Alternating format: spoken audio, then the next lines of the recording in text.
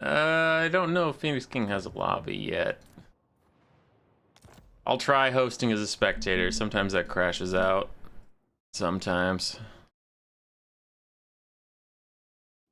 Alright, let's get all the stuff in position and do the audio check. Shut up, advertisement! No one cares! Sorry. I'm sorry for getting aggressive. That's on me. Which is out. Sometime. Okay, funds, custom funds, 15,100. AI stats modifier middle, because we might actually have AI in this stream, but we'll get there. People like, what's going on? What's happening? We'll get there. Calm down. Just calm down. So we're waiting for SIPA. Should I build an army designed to counter the big army?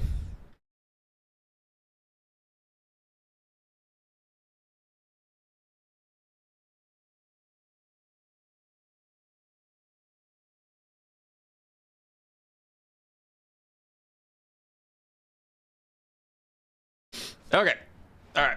So we're waiting on SIPA. He'll get here. Don't you worry. What we meme in life echoes in eternity. That is a Gladiator quote.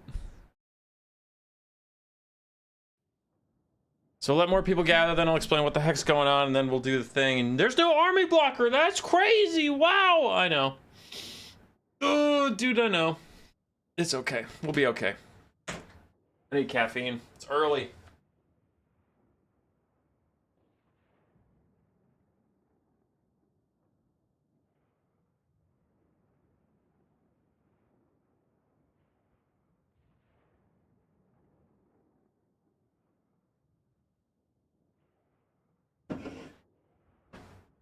Dead game, dead streamer. Dead game, true. Dead streamer, true. So yeah, true.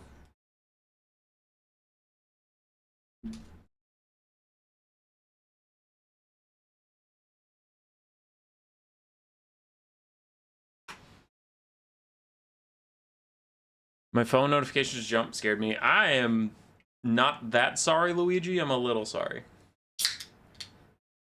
I have a hard out at noon, so it means we can stream for 2 hours, 53 minutes maximum. Yeah, I take the puppy to the vet. Just has a yearly checkup. We're not concerned. Just gotta go to the vet. And they got poker. They got poker little body. You gotta say, are you still a puppy? And they poke her and they prod her and they go, you're not a puppy anymore, you're a kitty. And then we start feeding her cat food.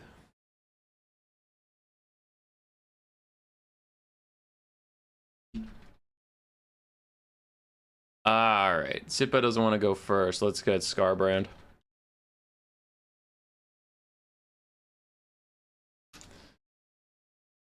I'm just waiting to get someone in here who picks a faction, so I know what map I'm setting it to, and then we'll get started.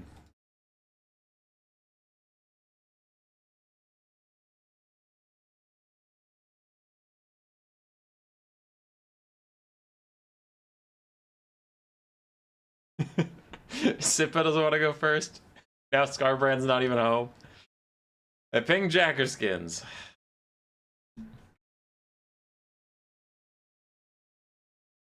Alright, he's playing Vampire Coast. Vampire Coast into the High Elves? My man's crazy. My man's crazy.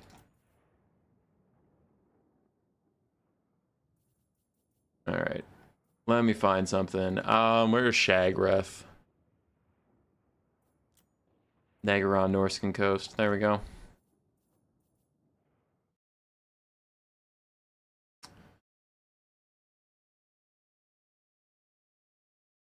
Leave 2.6k unspent.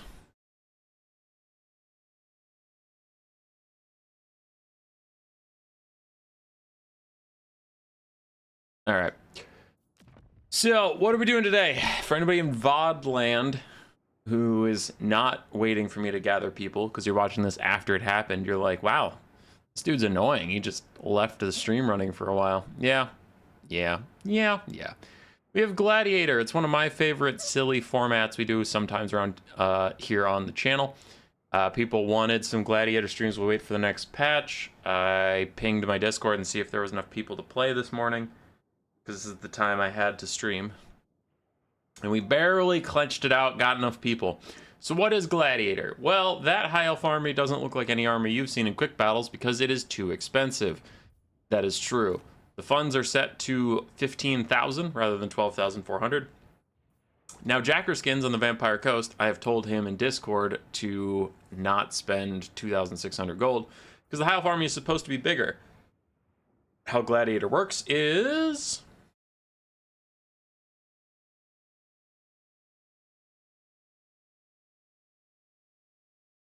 sorry, 1 second. Yeah. People are asking me questions. How it works is the High Elf army is bigger. They are our protagonist. They are the main character of this plot. They are supposed to win 1 game, maybe 2, maybe 3, maybe 4. They have a larger army. Now, their opponents know exactly what their army is, so they can try and counter it. The High Elf player was given 5 bands, 5 factions he didn't want to face today, and he picked Dwarves, Tomb Kings, Ogre Kingdoms, Kislev, and Bretonnia, so you won't see any of those. Now, how this works is anybody ever supposed to beat an army with 2,600 more gold than them? No, that is almost an entire Dreadsorian worth of gold. What they're supposed to do is any unit in the battle that dies, flat out dies, or is shattered, not routed, and we'll get back to that, but shattered or dies has to be cut from this high elf build, removed entirely, and then the Phoenix King or Silver Hero Charge, whatever you want to call him, can spend the money he gets from cutting those units on the units he already has. So you can see he's taken a Lethanar and the Mage of Metal. The Mage of Metal can get more spells, or can get a Dragon Mount, or can get anything with the money. So it is smart to start with your Lord and Heroes as unupgraded as possible, so you have money to put into them as your people die off. That is something. Now, if you route a unit and it goes off the map, that unit is fine. The army will pick them up after the battle is over and re-add them to their forces. So if you route a Shadow Warrior and don't sufficiently chase it down, it gets off the map, it's totally good. It'll be here next game, right? So this army will get whittled down. As we feel like it, we will allow the Phoenix King to maybe add a unit or 2 as narrative allows or as chat demands. Just kind of silly, fun things. And throughout, we will be giving a rough homebrew D&D style story for what's going on with this army, which is why I picked this map, because High Elves ended up against Vampire Coast. Picked a Nagaroth Coast because Greenskins is doing kind of what I was hoping. Nice, because we have Solastra. Solastra versus the High Elves is a pretty natural starting point. How are you, human boy? I'm alright. Busy, stressed. Real life stress is stressing. Real life be real lifing. You know what I mean? This guy knows what I mean. Vampire Coast is just trying to set up. Trying to leave some funds unspent. 2,600, I believe.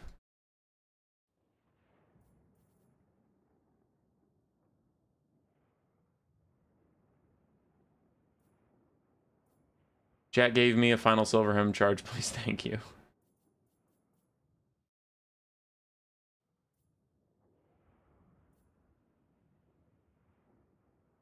Pick the Sweet Life of Zach and Cody. What? No. What?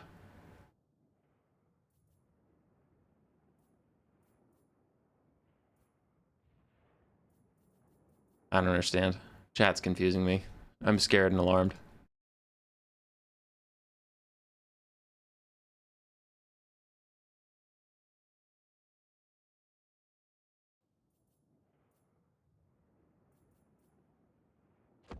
All right, Greenskins changed to the Solastra Deerfawn flag, so that's pogging out.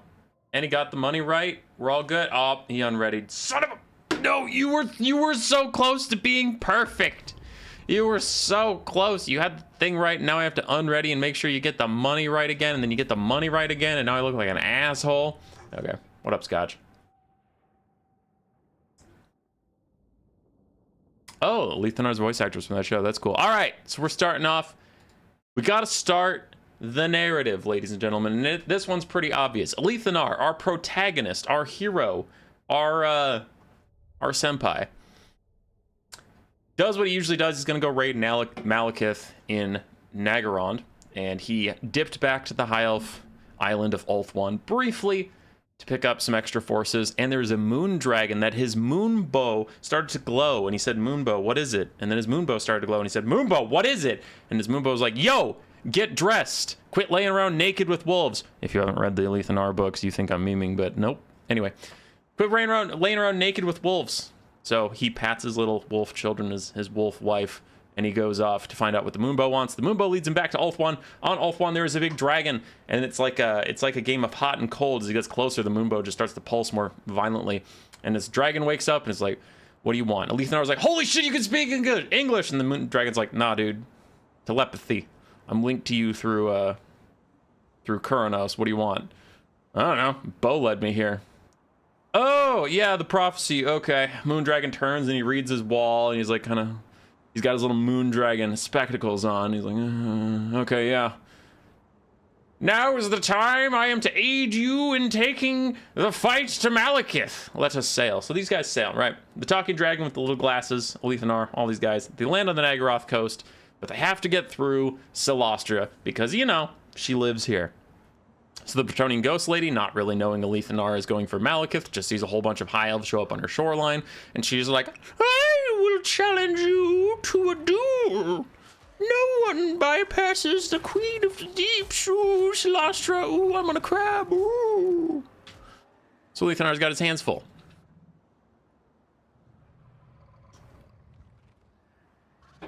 What up, Curio?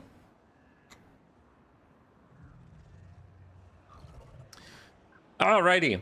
So for Silverhelm charges army, we have 4 Shadow Warriors, 1 Shadow Walker for an Lethanar thematic army. We have Lethanar himself, the Shadow King, Mage Metal with Plague of Rust and Searing Doom, 3 Spearmen, the Moon Dragon with the Spectacles, a Frostheart Phoenix, and then 4 Silverhelms, all with shields. Love your lore vids, King. Thanks, bruh. We try.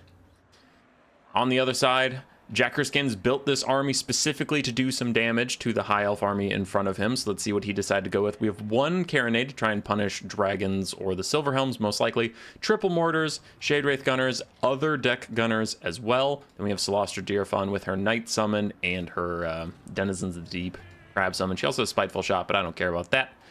Then deckhands mobs, some with polearm, some without. 2 handgun mobs. But this is a very heavy sniping build. He's just hoping to get a lot of damage out on the archers as quickly as possible.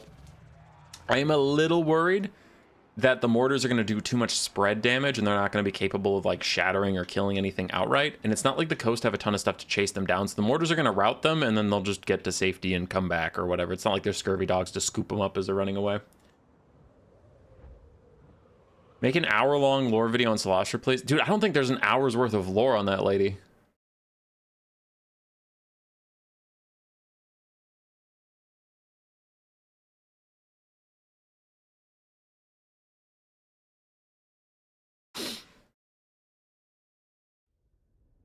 All right. Sorry about that. Greenskins had an exterminator coming, and he happened to show up just now. Real life happens. Doesn't matter.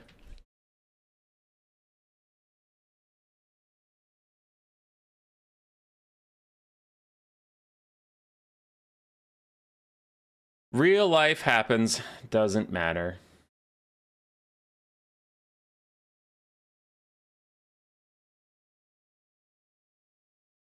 Celostra has so little lore, she just gives up.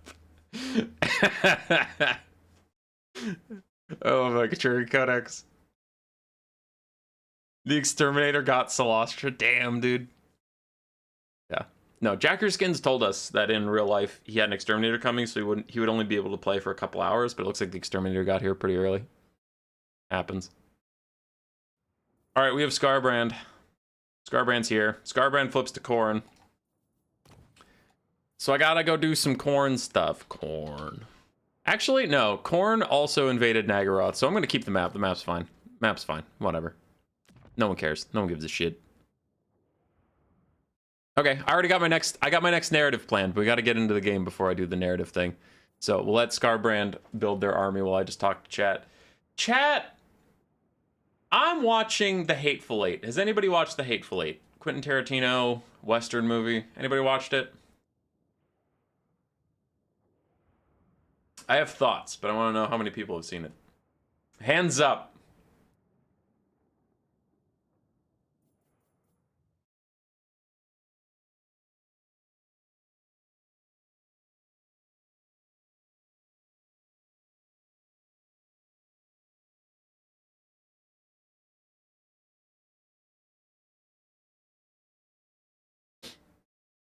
Sloster's ready. Skyrim just walked through without her seeing it. Yeah, fair. All right. So here's the thing. It's a good movie. Hateful Eight's a good movie. I don't actually dislike the movie. Before I say anything, because I have two things to say. Neither of them are necessarily positive, but before you jump down my throat, like, it's a great movie. It is pretty good. It's pretty good. The two things I had to say is, one, Quentin Tarantino definitely just made that movie to say the N-word. That's all he wanted. Because that script is all N-word. No breaks. It's kind of insane. Like, I was like loading up. I'm like, okay, there's going to be some. And it's like all over the place. And I know it's just historically correct and all that stuff. I'm not saying like no one should say it. But like, I don't know. Knowing the director is a white guy and seeing how much the N-word is said, I'm like, I feel like he just wanted to say it. I feel like he made this whole movie as an excuse. And the other thing, before I got to get back into this narrative, is I'm in a mood right now where I really want stories based around just cause and effect. And I realized picking The Hateful Eight was a bad movie for that, because it's a good movie. I'm not trying to say that this is wrong. I'm saying I'm in the mood for a plot based around cause and effect.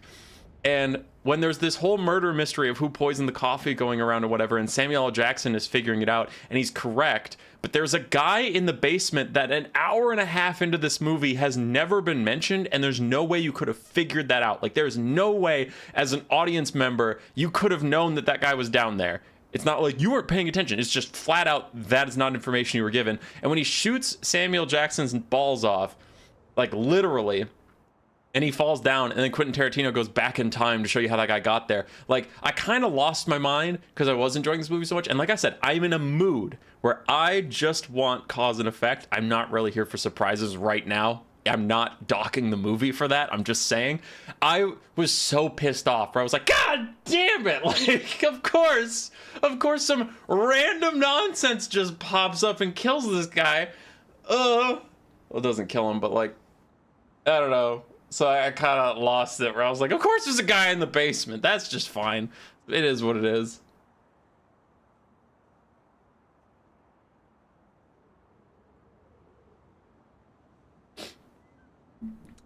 Oh, we're living never? Nobody? No one? Yeah, I don't know, dude. I couldn't possibly know.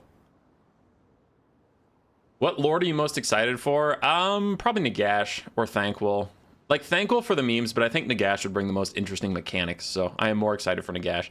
Thanquol, just because I'm a Skaven fanboy, but I don't think Thanquol will bring that many new and interesting mechanics. So, yeah.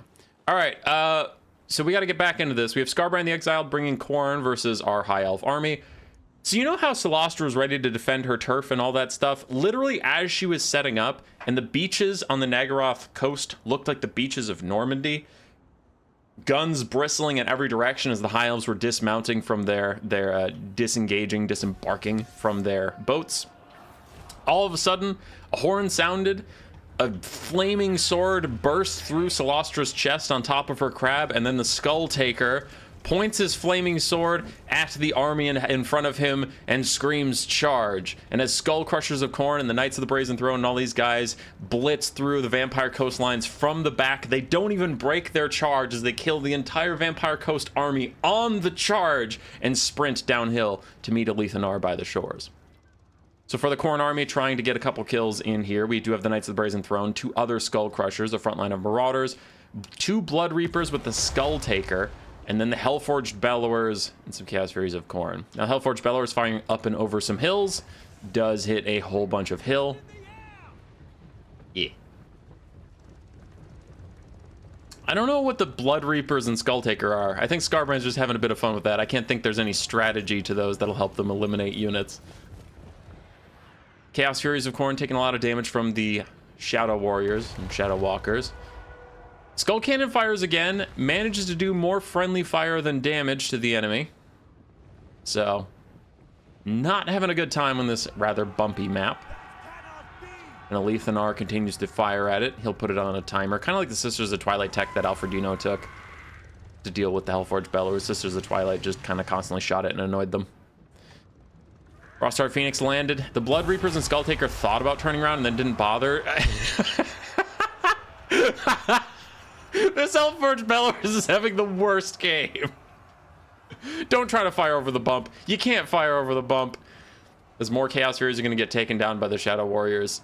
Skull Crushers of Khorne diving into Silver Helms, but it got Plague of Rusted, so the Silver Helms are actually beating the Skull Crushers of Khorne rather decisively. Flame Cannon fired again. This time it did actually hit the Silver Helms a little bit. We do have the Knights of the Brazen Throne getting into melee contact with the enemy, but it doesn't look like they're getting that much damage out, honestly. And when Silver Helms are beating Skull Crushers, you know your unit's bad, because Silver Helms are bad, and they're still beating your terrible-ass Skull Crushers. There was Plague of Rust. I know, but still. They performed. Plague of Rust doesn't decrease the Skull Crushers' damage, and the Skull Crushers didn't deal any damage. Skull Crushers are terrible. Fight me. They're a terrible unit. Frostheart Phoenix continues to harass the Hellforged Bellowers whenever the Hero Hammer is not nearby. The Skull Cannon is getting a little bit of damage out, but I am concerned we're not going to get any army destruction here. As Alethanar is beset by foes, he has Slippery, 43 speed to try and get away. He is faster than all of them right now, but charge bonus is a hell of a drug. Nah, he's a speedy little elf. Look at him. Look at him go. And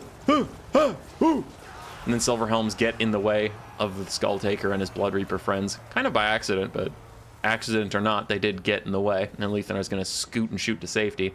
So he'll be all right.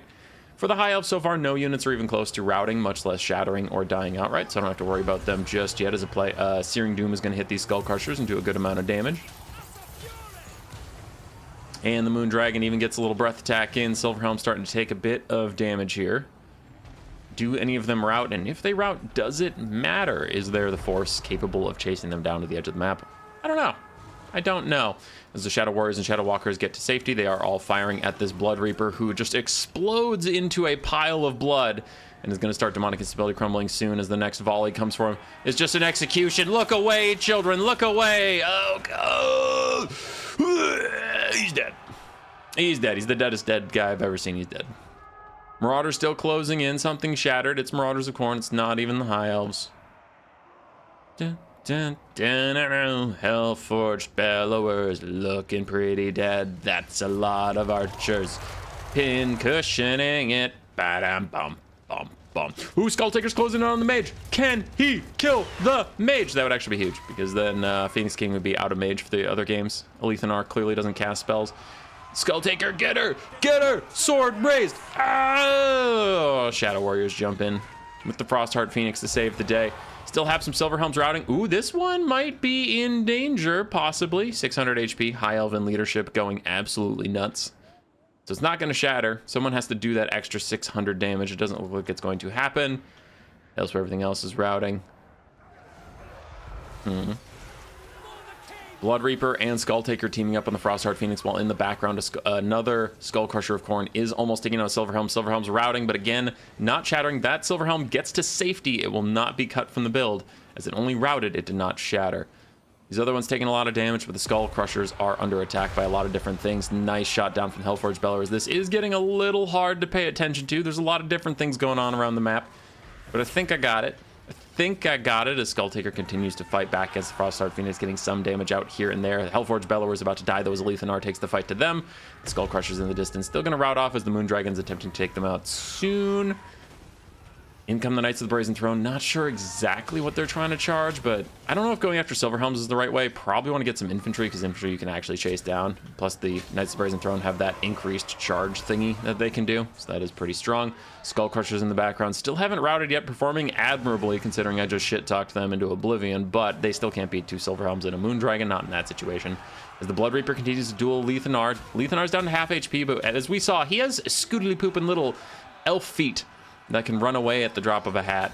Bounce power is dangerously far against Khorne, but they started with a lesser army, so they actually have a little bit of leniency on the bounce power before they truly get army lost, more than you would expect. As there's a lot of low High Elf forces, but no one is shattered just yet, and there's going to be army losses. The High Elf army will escape scot-free, no units lost.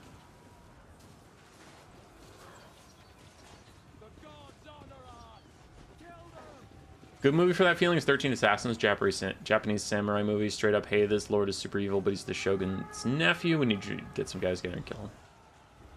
All right, I'll watch it, Will. I'll watch it. And that's GG. Lethanar and the boys survive.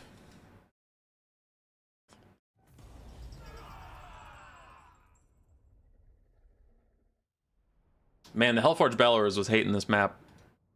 It was having a bad time. Still got a lot of value, but having a bad time. Scarbrand putting his faith in Blood Reapers and Skull Crushers did not pay off. Skull Taker himself tried to do okay. For Lethanar and the boys, Shadow Warriors, Shadow Walkers did fine. Silver Helms are OP and they deserve to be nerfed. And the Moondragon and the Frostguard Phoenix just did some supportive nonsense.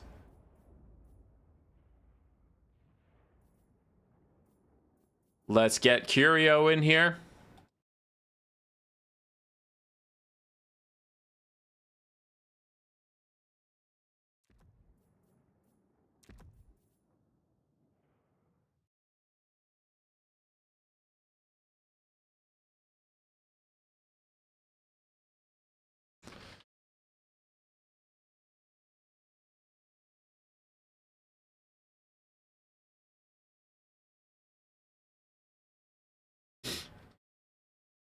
All right, I had Phoenix King switch sides for me. Because when the blue side for me, when their units shatter, their health bars just disappear, but the red side stay around with a big skull. I remember that makes it way harder to track who is shattered and who hasn't when they just disappear. So we got it. We'll see what army Curio picks, and I'll select the map based off that.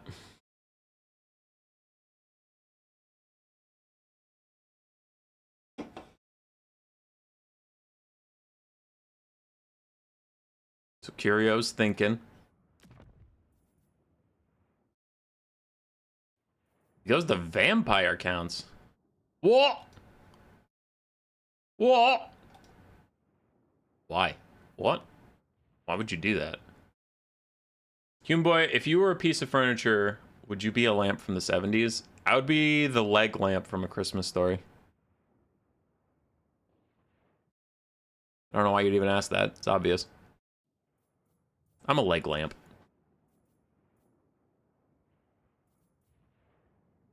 Return of the Vampires.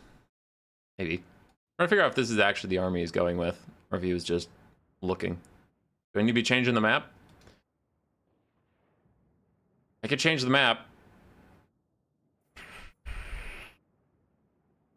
How does this game mode work, Spyrat? I'll get there in a second. I'm trying to figure out what the players are doing.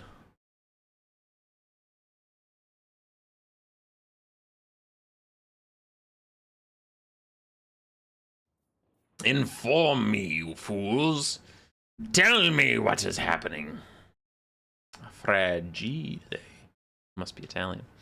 That movie is good. It's good. I've seen it too much because my family played it every Christmas in the background while we wrapped presents. So I've seen it like literally 15 or 16 times.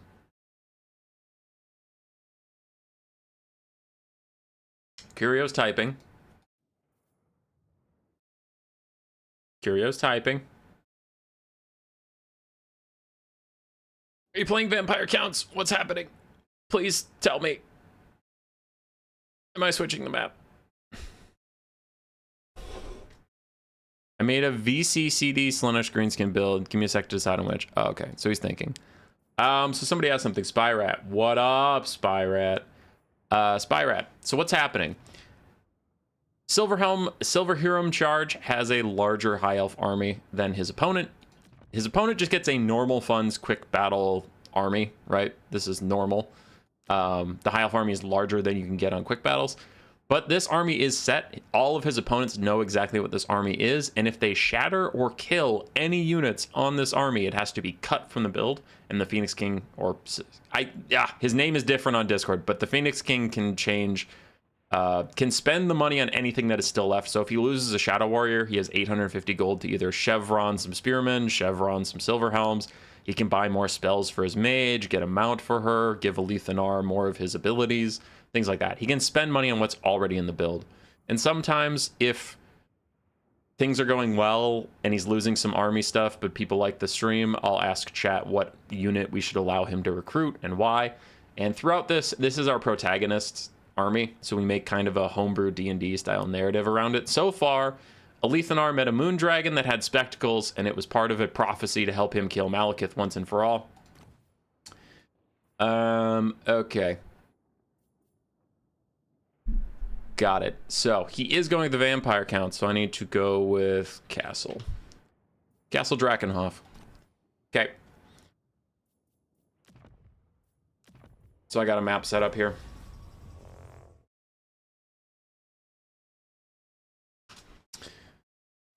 So far, Alethanar met a Moondragon. The Moondragon said that they were bound together by fate to kill Malekith, so they headed over to Nagaroth to finish that job. They ran into Solostra Deerfon, who was trying to defend her territory, but since that player had to go, a Khorne army busted through the back of the Vampire Coast army and signals a charge on Alethanar as he was getting off of his boats.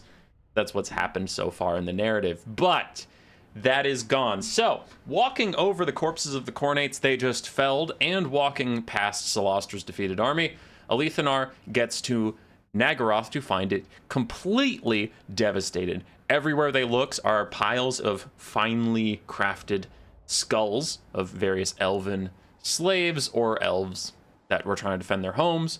Everywhere are Khornate symbols, fires as far as the eye can see, and he gets all the way to Nagarond itself, the capital city of the Dark Elves, and finds it completely abandoned with a Khorne flag hanging over it.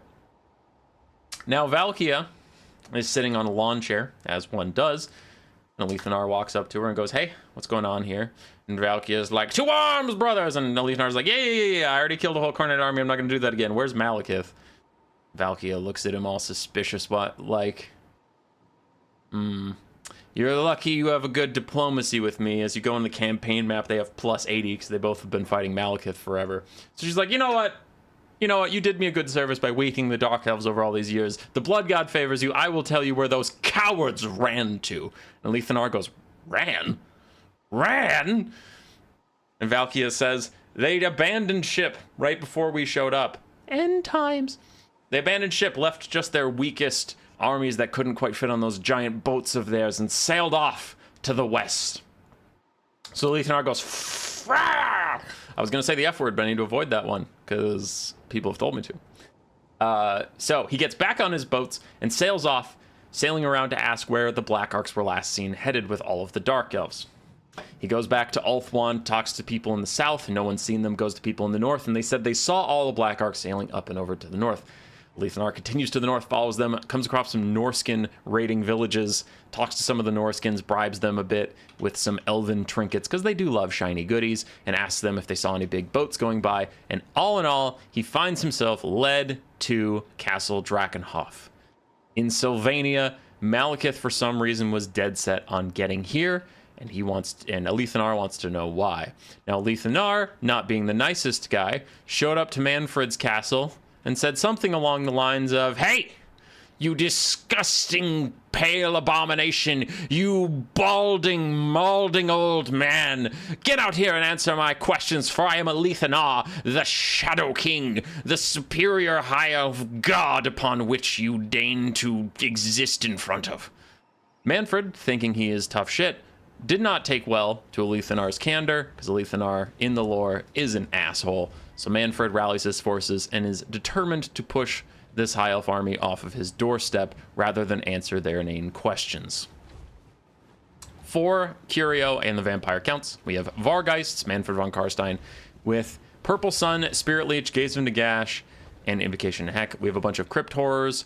We do have 5 zombies. Yes, 5 zombies, including the Tithe. And in the background, we do have the Devil Schwarzhofen Vargeist deployed in Vanguard. What happens if the Lorne dies? He would get a generic High Elf Prince.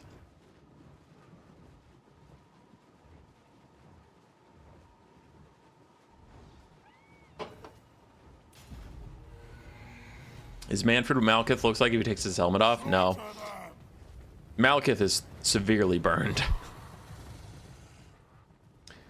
Alethanar's army, we've seen it already, but in case you joined the stream a little late, it is 4 Shadow Warriors, 1 Shadow Walker, a Moon Dragon that wears glasses, Frostheart Phoenix, Mage of Metal with Plague of Rust and Searing Doom, 4 Silver Helms, 3 Spearmen. Now the Vampire Counts have to focus on sniping something out entirely. They cannot try and spread their damage. They cannot try and win this battle like a traditional battle because they are outmatched by 2,600 gold, which is pretty significant. I believe it's like 20%. So this army is 20% better than his opponents. Archer's getting good shots off onto the Vargeist nice and early. Manfred goes in the snipe on the Lethanar. Difficult to do. 62 melee defense plus very high speed and being a foot character. Lethanar will generally be safe and sound. Shadow Warriors and Shadow Walkers pincushion the Vargeists, who are blobbing up a bit on the single entities, and this is not advisable. You can't kill single entities that fast. We really need to see people spreading out and taking down more of the archers permanently to help out other players in the future so there are less archers to kill. Now the Vargeists are starting to move there, but we've already lost pretty much 2 Vargeists. The Devils of Shorts off in charge in the back, and the zombies are nowhere close as the Necromancer and zombies start to move up. The Crypt Horrors are in. Another Spirit Leech down to Lethanar. High Elves didn't bring any healing, so I guess maybe if you Spirit Leech Lethanar enough, you could kill him off, potentially, possibly. Devils of Schwarzhofen are just about dead. Basic Vargeists are just about dead. Other Vargeists and Crypt Horrors, healthy-ish for now, but not getting that much damage out as the High Elves just continue to fall back. These Shadow Walkers, still very healthy and fine. Got to see more dogs, probably more Black Knights and Blood Knights and stuff to run these guys down. The Crypt Horrors and Vargeists are all weak to archers, and then Lethanar brought 5 archers, so that's not going to work out. This is looking like a pretty quick GG, as Manfred is already down to half HP. His Vargeists are almost all dead. Crypt Horrors, a little healthier, but they can get peeled by Silver Helms a lot easier than Vargeists can. It looks like the Shadow Walkers and Shadow Warriors are just ignoring the Vargeists, and they're all trying to shoot Manfred while he's still Plague of Rusted. So he's going down quick. Lethanar even gets a Moonbow shot in quick. There goes Manfred. And that might trigger army losses. Army losses is slower to happen in this format because the other army is smaller, so that bar is going to be deceptive because they started disadvantaged. The percentage-wise, they haven't lost as much, but you still lost a lot, and the High Elves have lost almost nothing. So the Vampires will get nothing, and Lethanar's army will get through just fine. In this game mode, I kind of think you should have brought Fate of Buna, since Fate of Buna is almost a guaranteed unit kill, and you really want to kill units. So you can just point and click and remove 1 unit from his build. So who else is here? We have Sippa and Pigman left.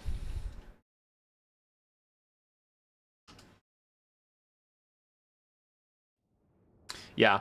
I don't want to be too critical, just saying what happened. There are 8 units here that take up all of the funds, and all 8 of those units are weak to Archer Kite. Manfred, all 3 Crypt Horrors, and all 4 Vargeists were weak to the Shadow Warriors and Shadow Walkers.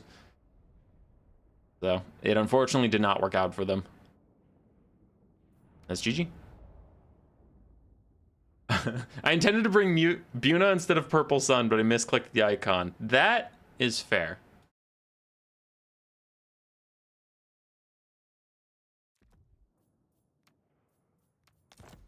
That is fair. Jacker Skins is back. His IRL complications have been resolved.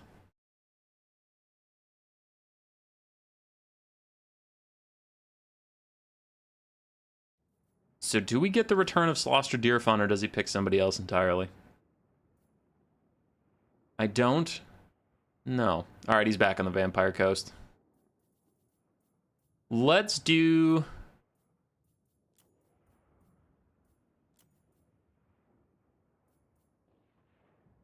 something.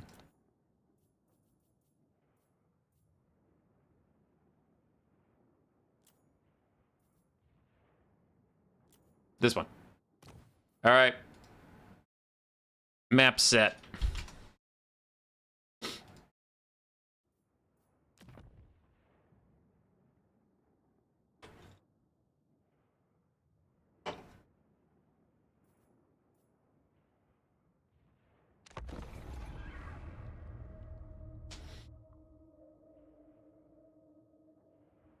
Solostra's back. So, Alethanar bodies the hell out of Manfred von Karstein. Manfred, lying, dying, on the ground. Alethanar gets up over him, cocks the moonbow right in his face. He says, now I'll ask you again. Where? Sorry, I need more of an Alethanar accent. Excuse me 1 second. All right. I'm Batman.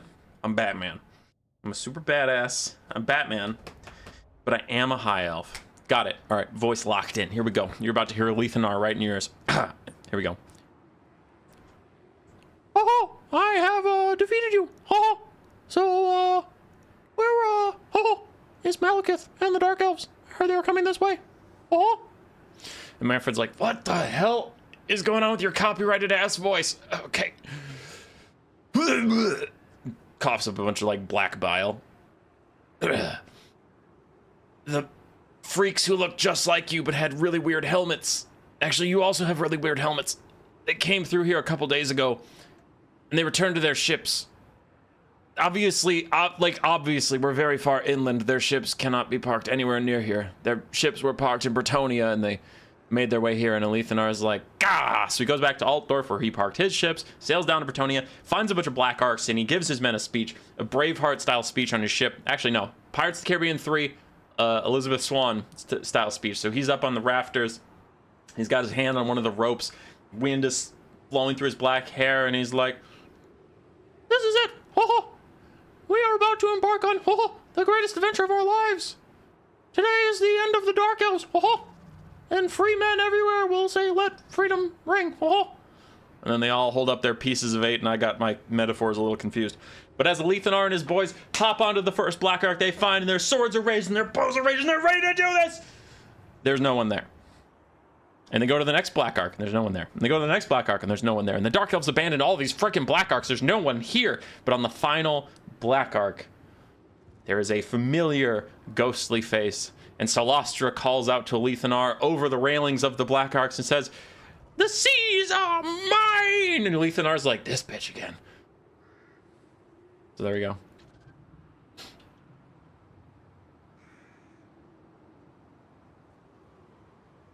Exactly how I imagine Alethanar's voice in my head. Oh, yeah. Oh, yeah. No. I'm a professional. I am a professional. So for the Vampire Coast build, that got betrayed by Skulltaker and is now here for vengeance. We have triple mortar, 1 carronade. There's the carronade, 4 deck gunners, one of which is the Shade Wraith gunners. Black spot, handgun mobs with other handgunners as well, and then a bunch of zombie mobs, some with polearm, some without. And Slosher Deerfawn, both are summons, and Spiteful Shot on a crab. Alethanar looking upon Solastra. I don't even know who you are. I will share my concerns about this build that I did in game 1. I think the mortars will do a lot of damage to the Shadow Warriors and whatever else, but I think they will have a hard time finishing anything off. So I do believe these guys will be able to fall back and get to safety after that. He knows how to rat. He knows how to mouse. They're pretty much the same. One just is a little more violent. We are unstoppable! Shadow Warriors and Shadow Walkers spawning right in front of the Vampire Coast army. When the game starts, they will immediately fire. I'm sure they'll get orders to shoot at the mortars right away. But will Alethanar suffer his first casualties or not?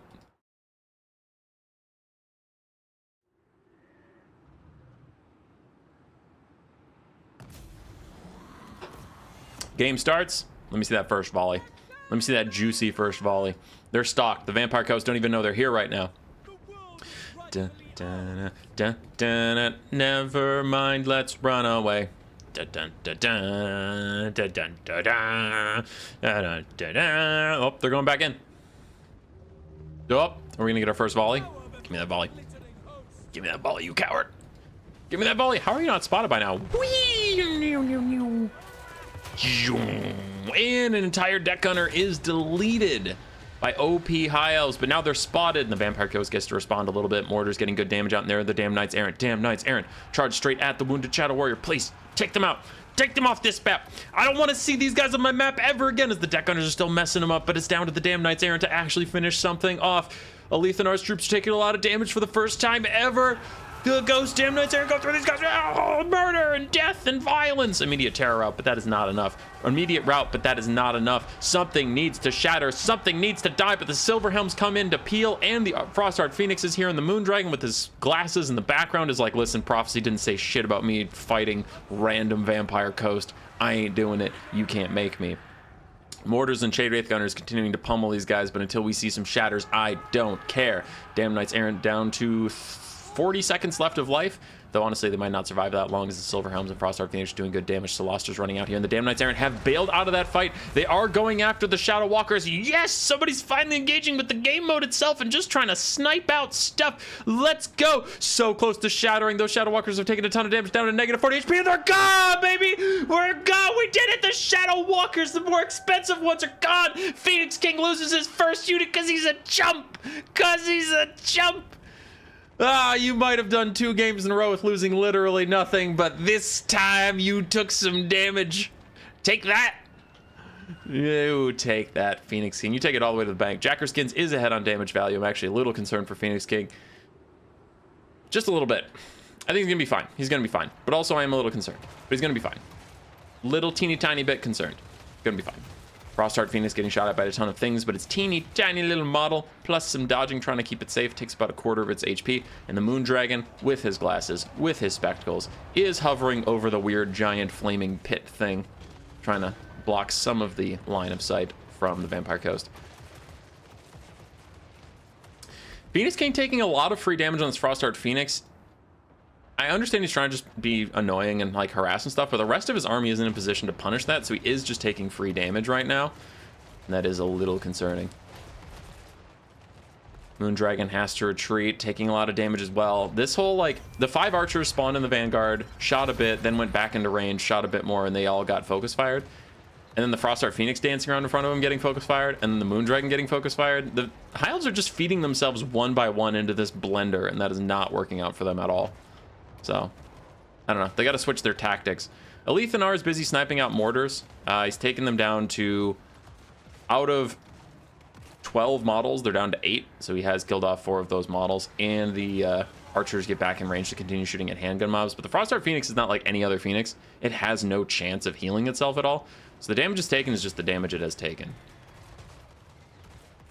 What are we at for the Vampire Coast? Some mortars that are pretty damaged. We still have 3 deck gunners, one of which is the Shade Wraith Gunners. We still have a Carronade, which is currently firing at Silverhelms. And Phoenix King has taken out 1 handgun mob total.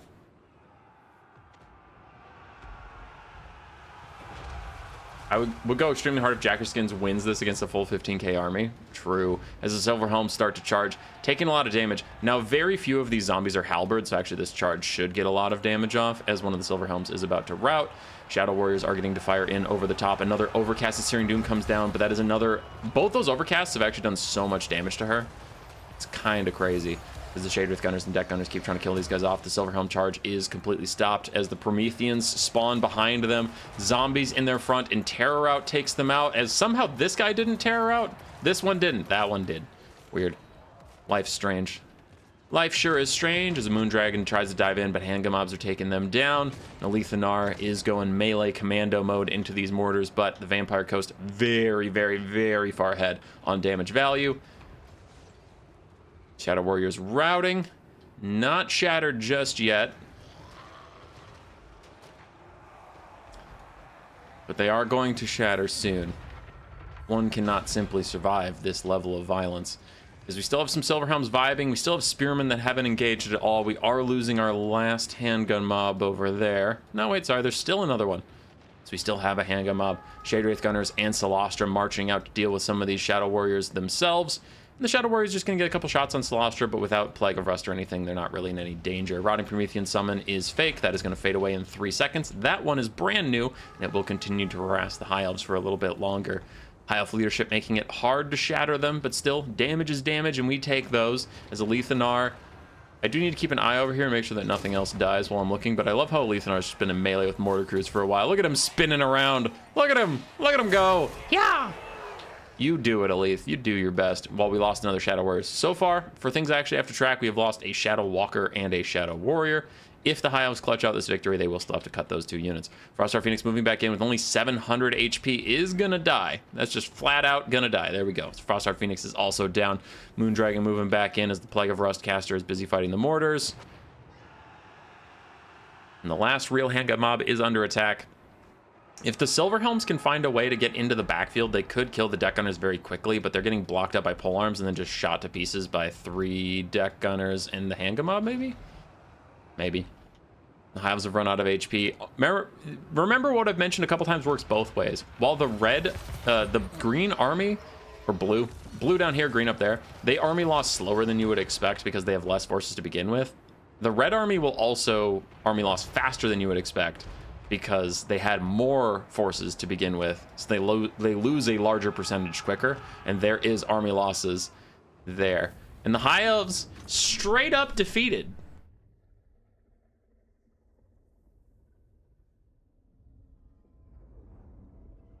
Bee crab spooky. Yeah, the piece-by-piece engagements from the High Elves just didn't end up working out, and it allowed the Vampire Coast to focus fire them all down. Which was a bit ripped. The Moondragon got 0 damage value, which doesn't seem right. I definitely saw some breath attacks get some damage out. And then Alethanar and the Plague of Rust Searing Doomcaster got the exact same damage value, so I'm confused by this endgame screen. We have a 0 damage unit that... Wait, I guess he got 0 kills. Did his breath attacks hit literally nothing?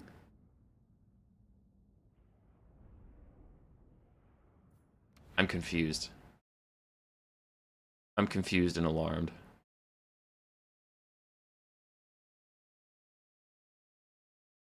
All right. Jackerskins departed.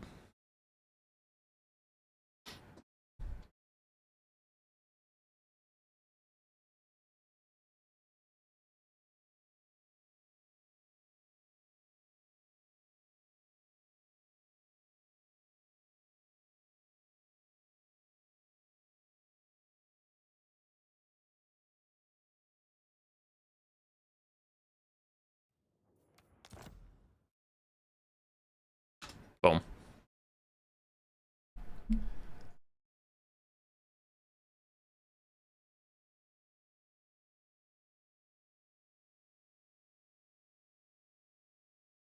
All right, I invited Jackerskins back. I was just making sure he didn't have to leave IRL. But Celestra, having redeemed herself in the eyes of Manon, the sea god, is going to take that Black Ark and is going to go sailing around the world to be the true pirate queen. Not sure what you'd do as High Elves even a normal game against that build.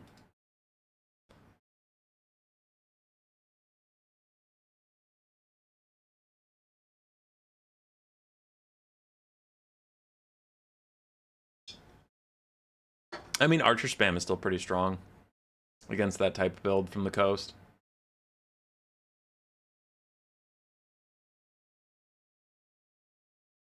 Yeah.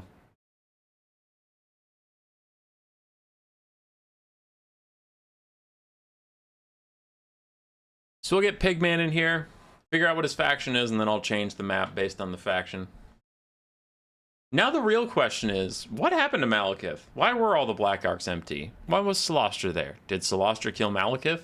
Was Malekith never there to begin with? Did he go further inland after meeting with Manfred? What did happen to Malekith? Spoiler, Celestra killed him. Celestra killed all of them. They just effed up 5 archers in 20 seconds. Yeah, I mean more standard archers, ones that aren't 850 gold or whatever. Shadow Warriors don't have, like, the most DPS. I mean, you took an Alethanar thematic fun army, but, like, there's a reason we don't see much Alethanar and Shadow Warriors and shit in, like, competitive.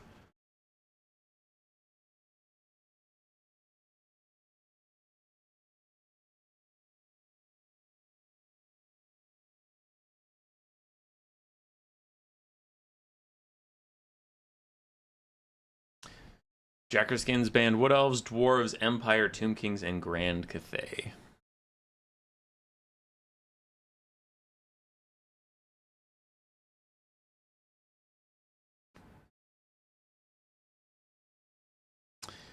I'll give Pigman 2 more minutes, and if he doesn't respond, I'll get Sipa in here.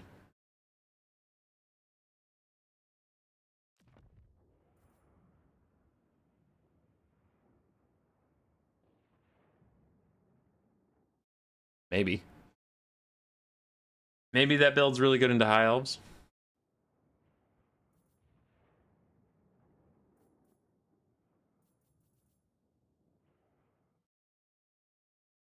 Dun, dun, dun, dun, dun.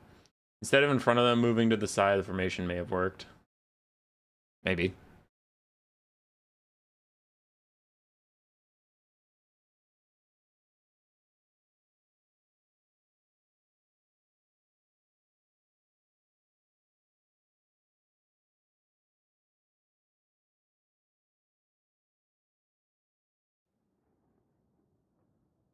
With Fire at Will off? Yeah. I think he had Fire at Will off because he was able to run around being stealthed in front of the army for quite a while and then finally got his first shot off on a deck gunner and like killed it entirely in one volley. So I think he did have Fire at Will off.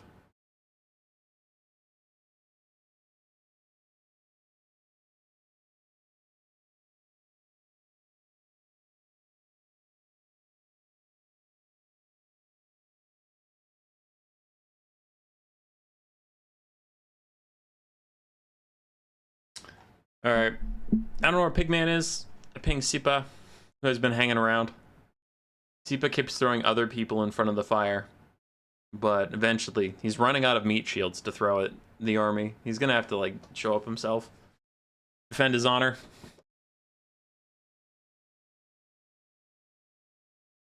Sipa's here. What faction does he pick? Dun, dun, dun, dun, dun, dun, dun, dun, dun, dun. Ooh, he picks Bretonia, and definitely not because everybody loads in on Bretonia for some reason.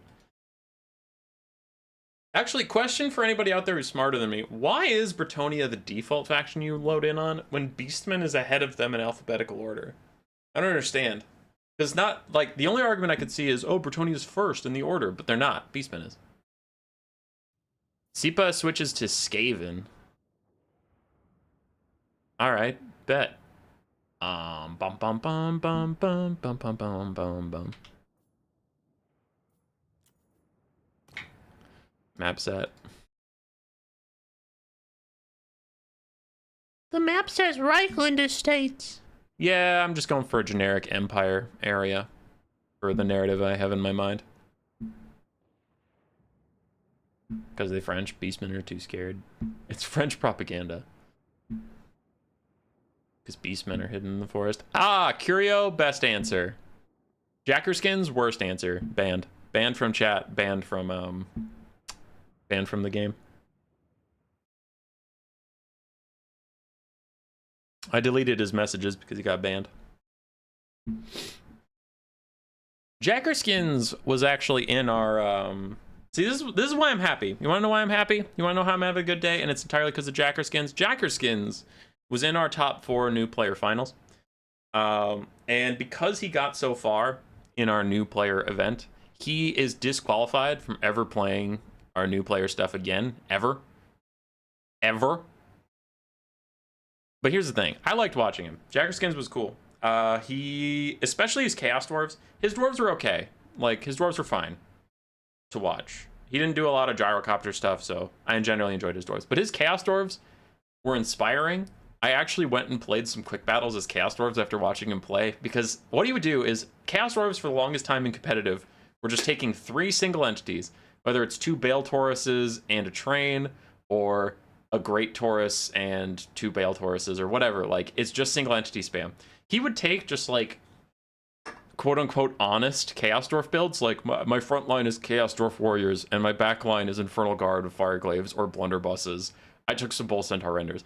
And he was winning games, and I was like, man, that looks really fun. That looks fun to play Chaos Dwarfs as, like, a real faction, not just cheese bullshit.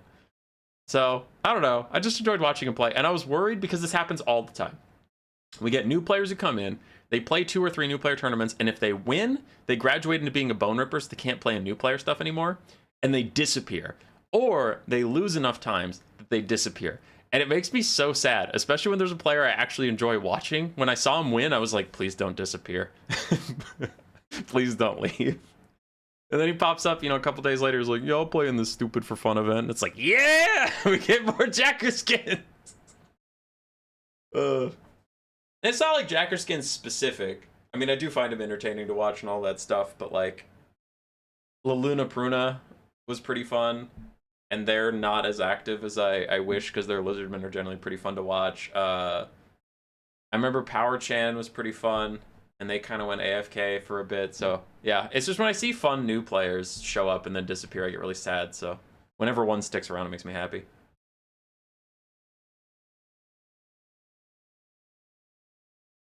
I was so disappointed by my performance in your finals. New to CQ. Dude, Jackerskins, you did fine, because you took Devil to 5 games, and then Devil 3-0'd the finals. So you were in there. Like, Devil, in my hindsight analysis, Devil was the best player in the top 4, but like, there's a strong argument you were second. You were Kukinko, but that's not something to be ashamed of. You did great. That 5-game series was a banger. Absolute banger. Watch Artillery be OP in the next game? Probably. Sipa's forgetting to leave funds unspent.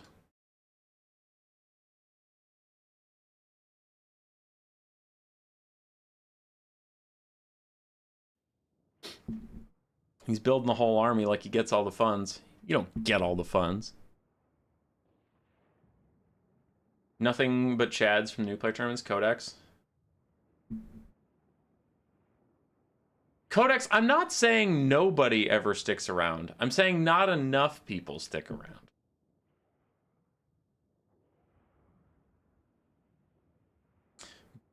Like, there are people that stick around. Bahrain stuck around, Pigman stuck around, you stuck around. But for every Codex out there, there's like 4 new players that join once or twice and then leave.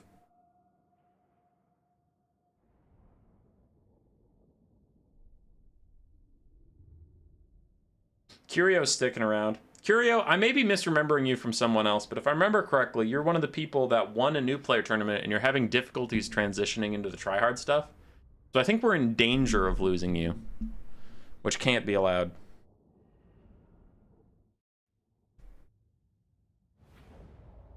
I am hoping with the new patch, something went wrong. Oh, did the lobby bug? I hate that. Lobby bug. Maybe. There was a desync in the game. Oh, that's cool. Love when that happens. Anyway, with the new patch, when I have more inspiration to actually play, yeah,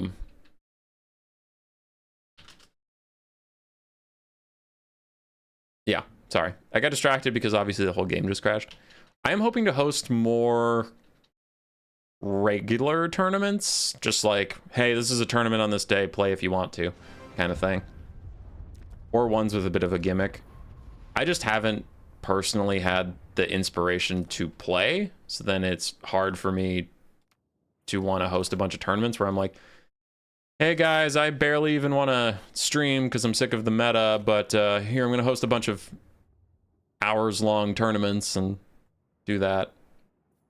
Like, not trying to be a dick, just being honest. So, with a patch coming out next week, pretty hyped about that.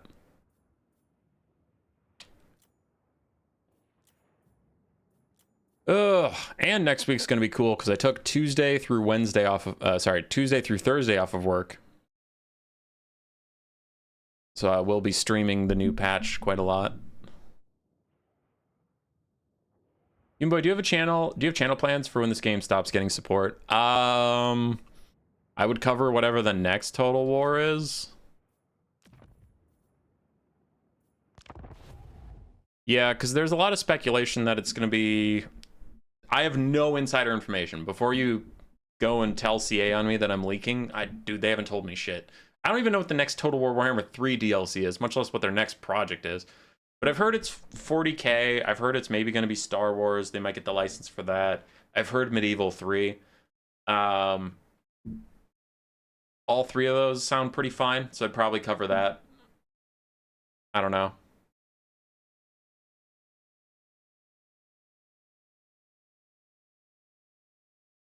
Yeah, here's my problem, Itatsuki. And I'm not trying to be a doomer, I'm just trying to keep you all informed. My channel is growing at a linear rate, not an exponential rate. So exponential, obviously, most of you know what it means, but it's just like exponential rate would be like the more subs you get, the easier it is to get more subs. That has not been the case for me. My monthly averages are very linear. Like, there are still days where I get 1 subscriber. There are days where I get -1. And then there are some days where I get 50, but that's usually when I release one of those tier list videos that everybody hates. Like, people are like, this video sucks, these are terrible, and it gets like 50 subscribers. So, I don't know, I gotta do it. But anyway, so I'm not getting exponential growth. By the end of this year, if we're still kind of a middling channel, I might have to drop it.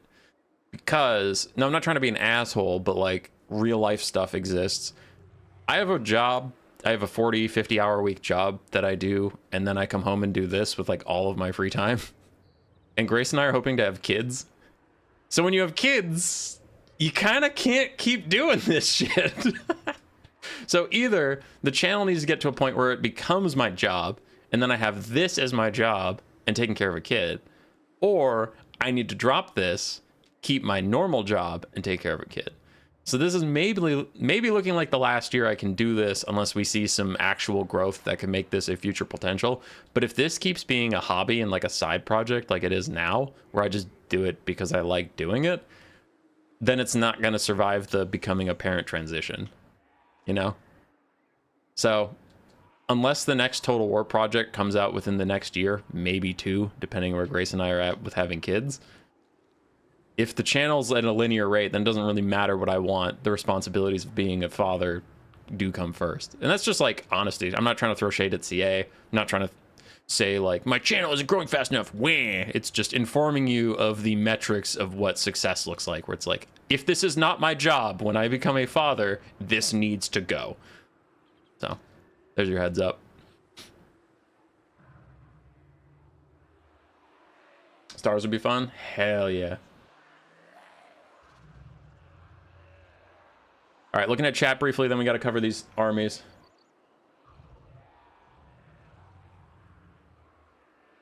All right, let's do this. So, our new protagonist, Greenskins, after Slaughter took over the Black Arcs, defeated her nemesis, Alethanar, and sailed off into the sunset on a fancy new Dark Elf ship. She decided to become the true pirate queen of the seas and rival Count Noctilus for supremacy. So the Bretonnian coast was already pretty devastated by the Black Arc's landing, so she had to go down to Astalia to find some human settlements with a lot of plunder that she could take. And as she rolls up to the first area in Astalia, she sees a beautiful city on the hill that is entirely ruined. Surprised by this, as she gets closer, she notices a bunch of bells clanging, and all of a sudden the city walls are lined up with clan scryer machines of war, and she is all of a sudden finding herself in a devastating, pummeling siege situation. Her men get to arms as their zombie pirate gunnery mobs who went out to check on the city gates get destroyed. They will probably die. So for her army that she brought with her, we do have some Vampire Coast pole arm mobs, 1 pistol mob, a couple deck gunners, 1 of the Shadewraith gunners, 3 mortars, 1 carronade, Queen Bess, and then Sirens and deckhand mobs with some bombers and the Black Spot, Solostra on her crab, and we also have a Vampire Caster as well. For the Skaven trying to defend their city, we have a Grey Seer of Plague with just Plague for a spell, and then all of the guns you could imagine trying to defend these city walls. 4 Warp Block Jezzails, 4 Plague Claw Catapults, 4 Warp Lightning Cannons. The Vampire Coast are getting outshot. They do need to start moving all of their melee units forward, honestly. There's no reason to stay back here and defend these guys. You need to get all your melee units up because you're going to get outshot pretty badly. They do seem to notice that with throwing their damn Knights Errant forward, but still. I want to see like the Sirens and all these zombies also walking forward just to provide pressure because they are going to get outshot pretty badly by the Skaven. Damn Knights Errant summon, sprinting forward, very, very damaged, but it will get onto some of the Jezzails and shut them down briefly as the Skaven slaves are already routed off by Solostra, but Solostra's got to go get involved. She's got to go shut down some of these weapons teams. Just trading shots for shots with this many Skaven weapons teams is just not going to go well. Though I do like this. The Vampire Fleet Captain is going out after the Grey Seer. Could be nice to shut down the enemy leadership. We have already lost a pistol mob. It looks like a deck gunner is going to be next. The Shadewraith gunners and deck gunners trading well with the Jezzails. The extra spookiness of the ghost shots should be able to get rid of that deck gunner team quite quickly. Zombie pirate deckhand mob polearms wandering forward, taking a lot of damage as the rotting Promethean summon on top of Jezzail's. Can hopefully take them out for Solastra's sake. We are starting to run out of a little bit of gusto here. The Skaven starting to retreat from several areas. Plague Claw catapults getting very low. I believe Queen Bess is also shooting at this thing. That must be why it's so low. So they're going to retreat now. Solastra moving forward. She should be able to clear out a lot of stuff. She's got to personally prioritize Warp Lightning Cannons, since those are the artillery that can actually damage her, rather than Plague Claw catapults. The black spot continue to move up. Vampire Coast artillery teams not under threat so far. It's the Shade Wraith Gunners and other deck gunners that are taking all of the damage, as the Vampire Caster with her zombie summons moves forward and takes out some of these guys as well. Grey Seer is just kind of kiting around the sides, avoiding the Crab Caster, and the Crab Caster decided not to chase him down, is going to go after some of these artillery teams instead. Sipa and Jackerskins very even on damage value, though since Jack has a larger army, that's probably better for him, as Solastra activated Dark Mode on her Crab. Interesting. I think it's supposed to be a lot brighter than that.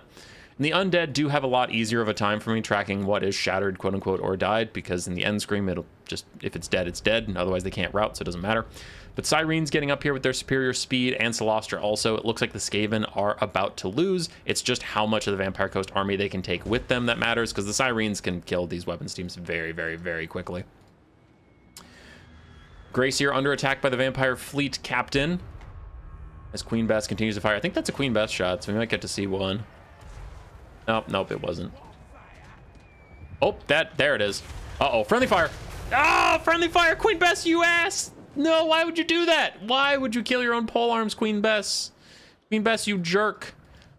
Syrene's closing in on the Skaven weapons teams. Something has faded away for the Skaven. Hard to tell if it was a summon or not. And now the Carronades and all the mortars focusing down the Warp Lightning crew. Oh, they're just getting bombarded. Yeah, they're gonna run for the hills. I would too, dude.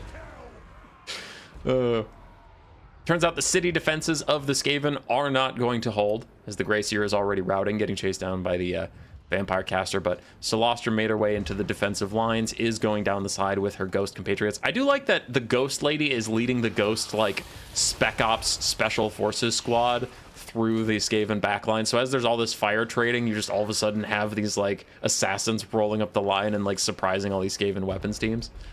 That's pretty brutal.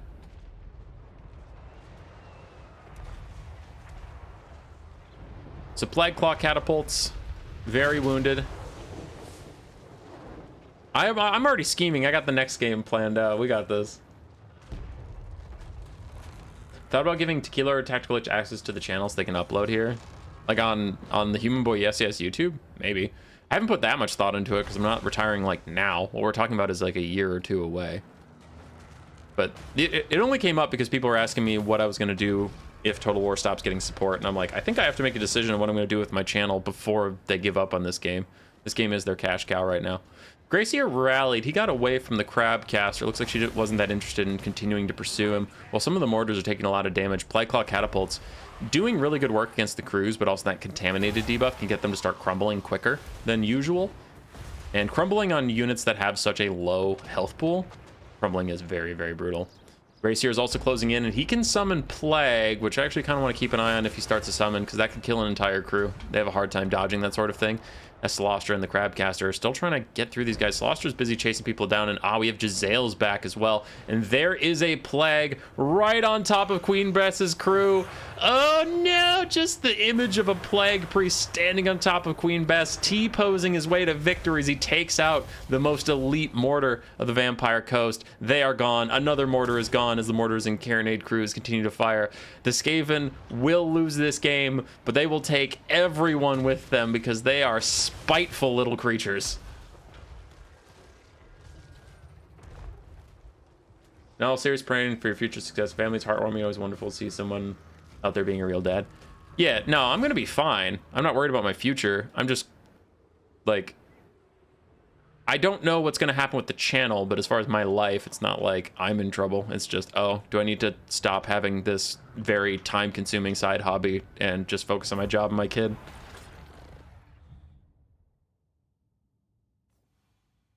All right, I have a plan. Don't you worry about the Vampire Coast, but let us quickly take a tally of what has died.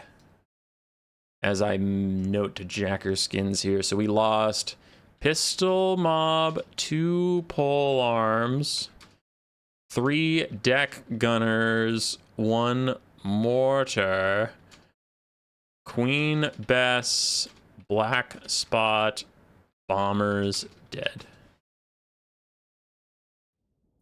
Got it. All right. So we'll get Pigman in here.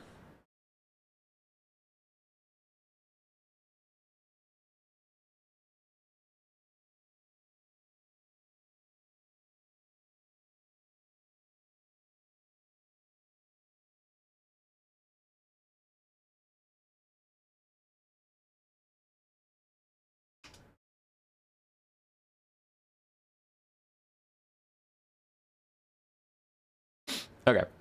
I was just messaging some of the players. Pigman is here. Bam. I kicked Sippa. I booted him. Because I gotta make space for Pigman. Message above was mushy one. Above the mushy one was being a jerk. Tried to pull it back.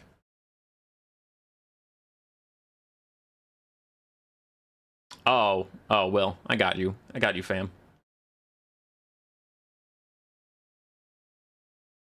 So War God is here. War God made a YouTube channel himself while talking about YouTube. Can go check him out. How do you find War God? Let's see. If you just type in War God.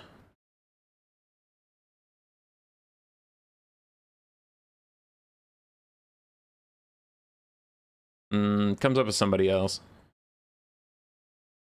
It comes up with somebody else. Well, an easy way to find him and join events like this is on our Discord. He posts in our community videos tab, so you can pretty easily find him there whenever he releases a video. If you are interested in getting the perspective of a mega gamer. Should have gone Boar God. I don't know if that's accurate. I don't know if that's correct.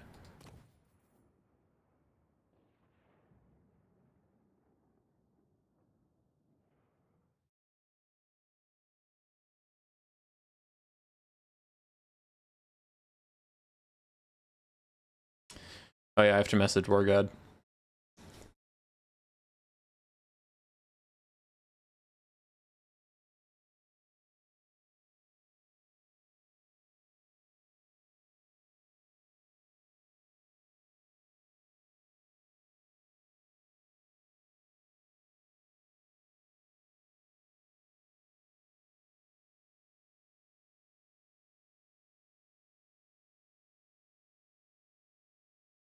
War God gets advertised by don't. Phoenix King, are you still making videos?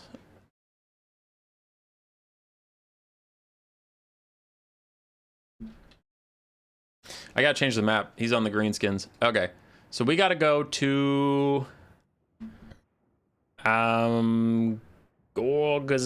That's it's a Greenskins map. Yeah, sure. Gorgazan map set. This is outrageous. It's unfair. Hey. So Jackerskins now gets the gold chevron everything he has, basically. Yeah, pretty much.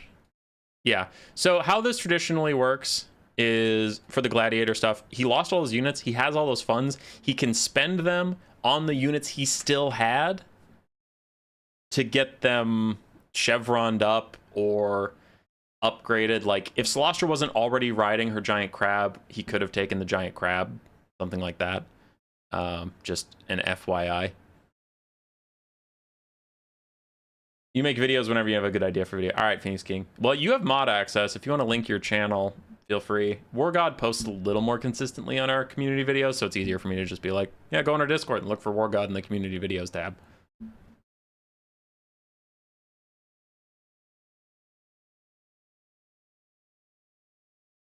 I released an Ulthuan rave track. I missed that. What? I mean, War God released a video called Is Tyrion a Cuck, so I feel like that's just peak. Because Tyrion might be a cuck. You don't know.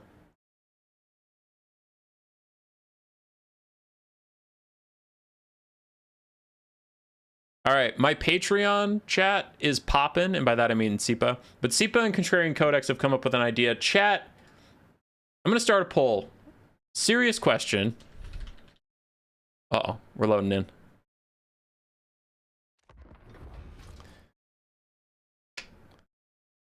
I want to type this question to you, but I don't want you to spoil something before I get a chance to talk about it.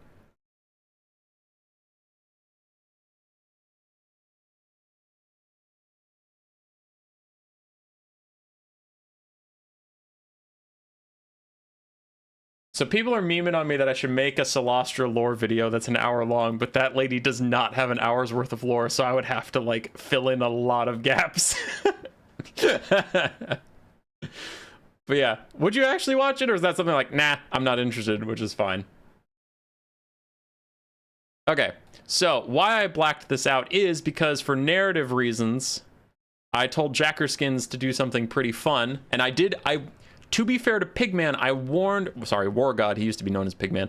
To be fair, I warned War God this is what his army was, so he didn't feel cheated. But after Solastra got inside the Estalian city, she pushed out all of the Skaven, easily routed them with her giant crab monster, and as the bare bones remnants of her pirates walked through the streets and tried to find loot, they couldn't find loot because everything was burned down, but what they did find was massive slave camps of the previous residents.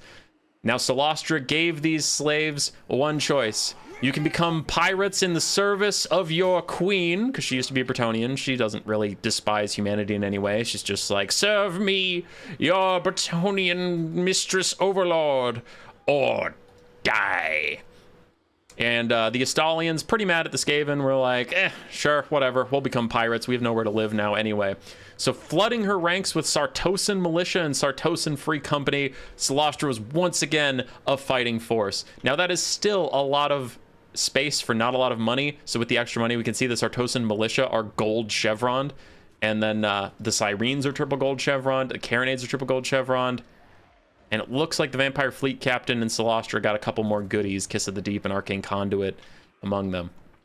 Now, as they go a-raiding, they keep trying to find anything worth taking, and as she goes south down the coast through the Badlands, there's really not a lot worth taking, so she does just stop near some Greenskins, and she notices they have a pretty big pile of stuff and wants to take their pile of stuff. This is a goblin-centric clan, it looks like, as we have goblin wolf chariots and the Teef Rabbas as a frontline, De Acidburpa Colossus Squig, a Goblin Great Shaman, and 2 Night Goblin Big Bosses leading this army, as Night Goblins along the flanks, archers and melee on both sides close in on the Vampire Coast. They did have a Goblin Bolt Thrower, and it got immediately crushed by overwhelming Vampire Coast artillery superiority. But the Goblin Wolf Chariots are causing a lot of disruption along the Sartosan Free Company lines. These guys have light armor and no halberds, so that the lightly armored goblin chariots are actually still kind of cleaving through them decently, but they are goblins, so they're routing at pretty high HP thresholds. As the Acidburpa gets surrounded by crab summons and Solastra, he is a little stuck in place, but he has the Warlords boys for some armor sundering on those crabs, which is quite nice, and then 2 Night Goblin Big Bosses helping out too, so the Acidburpa will not be abandoned as Solastra summons her damn Knights Errant, who never leave her side except for after about 45 seconds. They'll usually just kind of fade away on their own.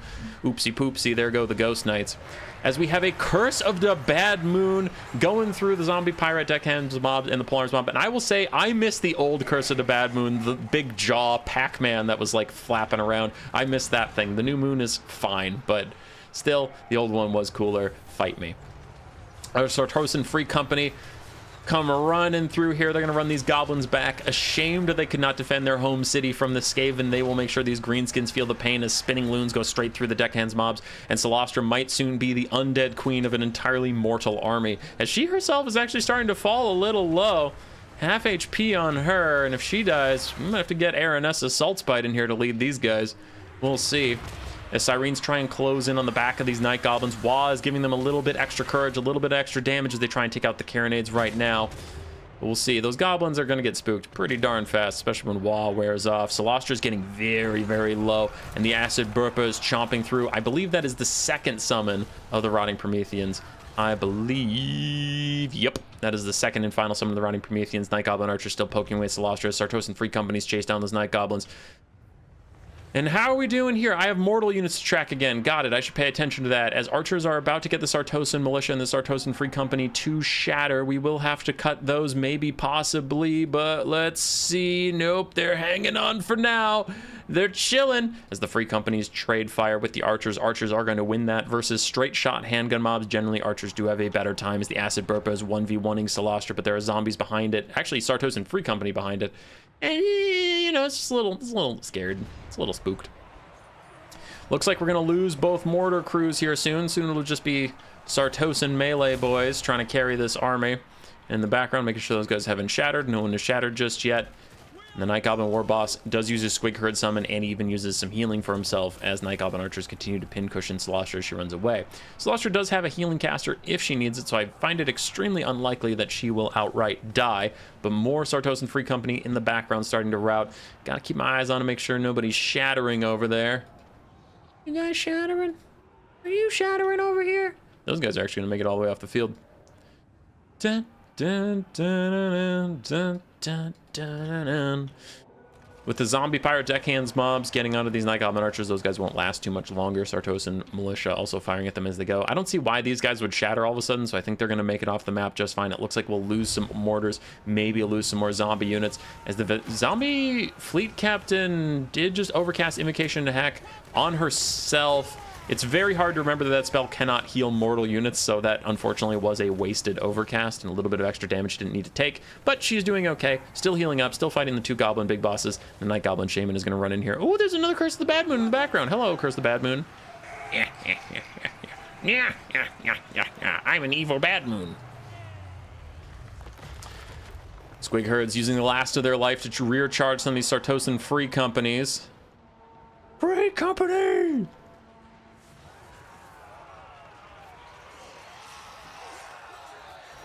All right, the Rusty Arrow is still trying to fight back against these Sartosan militias, but the mortal unit's much harder to take out than their undead counterparts.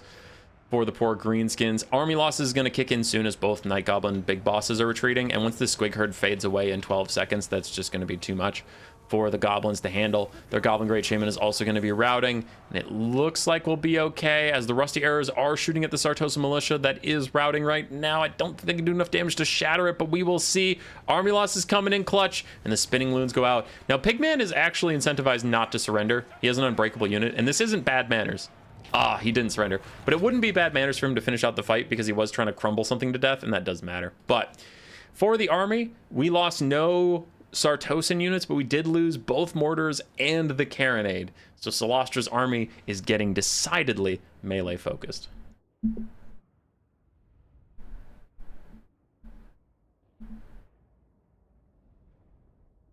How about you make up your own lore? Codex, that would be the thing, is you couldn't do a lore video on Celestia based on what they gave you. It's way too short. You'd have to make it up. YouTuber asking his audience if they'd watch a video by him is probably always going to go one way, but it sounds like a fun idea. Might be too much of an in-joke for a general YouTube audience, though.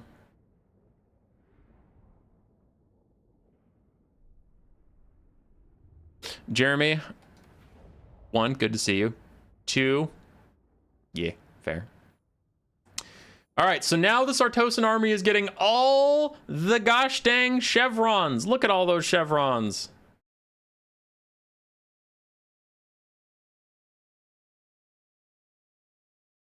Look at all them chevrons.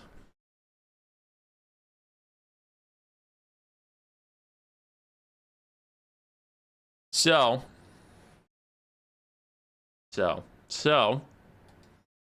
what to do? What to do? I'm gonna boot War God, and then I'm gonna hop out and see if I can find my own game. Hey.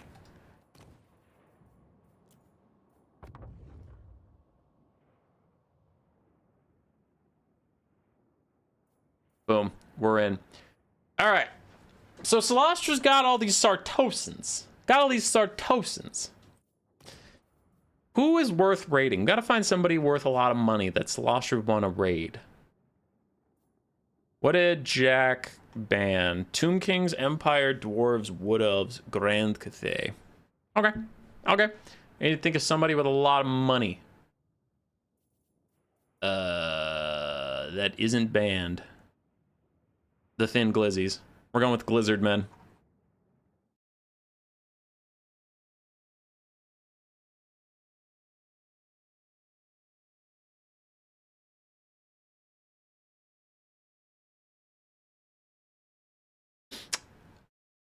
All right. Here we go. So I know I have to kill a lot of infantry, which is rare for the Lizardmen, so I might be able to actually take some meat grinder units.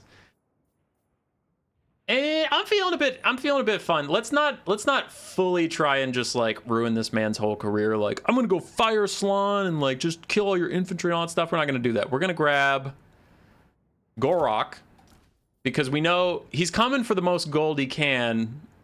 That means he's got to fight our boy Gorok. So we'll go butt naked Gorok and Lord Croak as they try and defend Itza, because we're in the battle for Itza. So there we go. We got Lord Croak. We got Gorok. Let's get one Temple Guard just to be thematic and fun. Then we'll get some Saurus Warriors, because Gorok loves himself some Saurus Warriors. And then I guess some skinks. I don't need red crested skinks. I can just get some skinks. So we got some skinks. It's fine. And then I could go Engine of the Gods. That feels a little BM knowing that he has like entirely infantry. Feels a little BM to get that. I'll get a horned one. And then how am I doing on money? Pretty good. Pretty good on money. Lots of money. He does have Solastra, so we need Get Blom's Terror. That's the thing. That's the thing you don't understand, is I need Get Blom's Terror. Because if you don't take it, then you're a coward and a fool. After that, I don't know. A couple croc scores. No, I don't have any money. I should go a little wider, so I have room for Get Blom's Terror to get Blom and Terror. Let's do one Croxagore. So with one Croxagore to get back up to 2,600, I need to save 200 gold. No Supreme Shield, the old ones, and that's 200 gold. That sounds like a win to me. Let's go. Ooh, I need the Itza flag. Itza.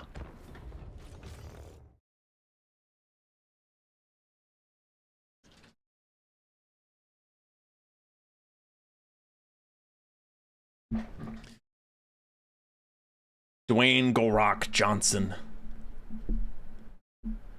Slaughter wants to sing for the Phoenix King. Haven't you watched Terraflor? I have not watched Terraflor. Greasus would have been good. Atatsi and Trogdor, I am very sorry. I didn't read you in time. War God and I on the same wavelength with the Lizardmen, though. Casual Shredder in there. Alright. Let's end this man's whole career. Let's do it. So Solastra, with the last for Sartosans, out of artillery and out of options, goes to Lustria. Luther Harkon's been talking mad shit about how much gold there is in the area, and she's like, you know what? I want some of it. You know what? I want some of that gold. And she walks towards the city of Itza, and in there is a brand new pizza delivery service, a struggling small business trying to make it by. And when all of a sudden all these chumps, these pirates from afar come in and start breaking windows and busting up houses, the struggling pizza business is like, that is entirely too much. How dare you, sir? And now Gorok's gonna lead the pizza boys, the pizza brigade. We have some Croxagores, we have Get Blom's Terror that is specifically here to kill Solastra. You know what? I'm even gonna Vanguard deploy him sneaky style. They'll never know he's here. Bam! He's hiding behind a column. They don't even know. They don't even know. That's the thing. That's the thing you have to remember. They don't even know he's there. They have no idea. All right. Control groups based on stuff that matters to me, and then the rest are just infantry. I'm ready whenever.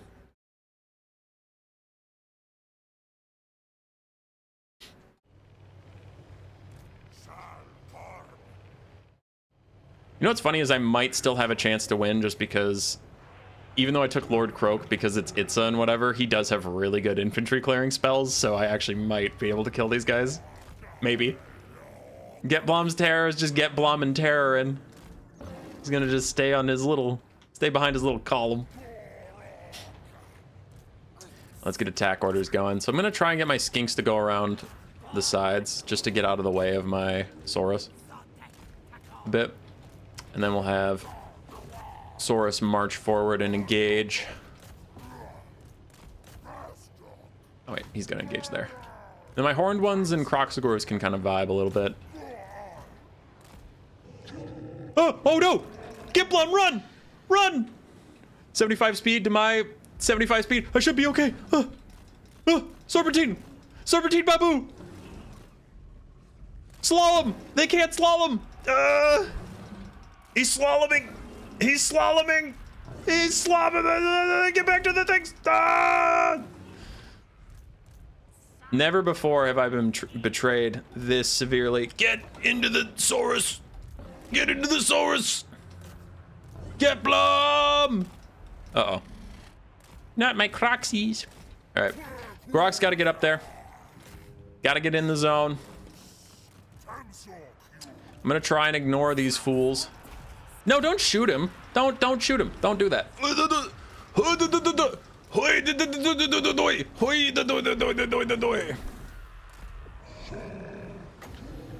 Oh, that is a tier 3 pizza zone right there. You gotta, tier 1 is smart, but tier 3 is just like right there. Right there for the take, and that is a tier 3 pizza getting cast. He can't dodge it. He can't dodge it. Bam! Oh! Oh, shit! What now? What now? Nothing. You got nothing. Give these guys a little bit of leadership. Those have faded away, so I need to just move my Saurus and Kroxigors forward. Where are my horned ones? Did I just throw them into a melee fight? Oh, I did. Oh, I did. Oh, they're in trouble. Get Blom, sniper! Sniper ass! Lord Croak, move up. Buff those skinks. I don't care what skinks, any skinks. Just keep them in the fight. Just keep them in the fight, boys. Saurus moving forward, Saurus doing well. She is fighting on top of Kroxigors, Temple Guard, and Get Blom's Terror, and Gorok doesn't stand a chance. Oh, shit. Oh, no, no, no, no, no. Oh, no, no, no. Not that. Not that. You cheating bastard. No. You can't do that. You can't just do that to my precious horned ones. No, he got the horned ones too. I might get Celostra, but at what cost? Is an amazing Van Geist Revenge just takes out everything I know and love. Crap. Okay, that's just my bad. I didn't factor in that she could have possibly had that. So everybody besides Get Bloms, move forward and just start distracting other things. Get Bloms is gonna take out Celostra on his own. This is something he has to do himself. As my horned ones are still fighting in the background. Do I have a cold one for them? Cold-blooded, whatever. No, I don't. Okay. Tier 1 delivery of pizza. Get Blom. Get Blom. Get Blom. You do not get distracted in Get Blom. You're Get Blom's terror, not Get Blom's bastard.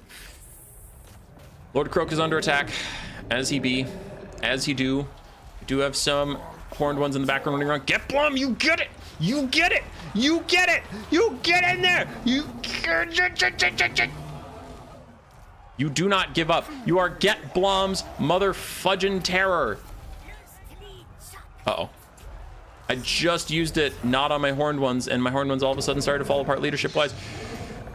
We got a bit of a blob fight going on. Get Blom, you get her! You get her! Give the horned ones leadership. All right, horned ones got leadership. We're cruising for a bruising. We're fighting it out. We're hanging in there. Get Blom! Stop missing and start winning! All right, we got to transition our horned ones into chasing units. Kroxigors are also chasing stuff around. Get Blom! Get her! You get her! You are a fool and a charlatan, Mr. Terror.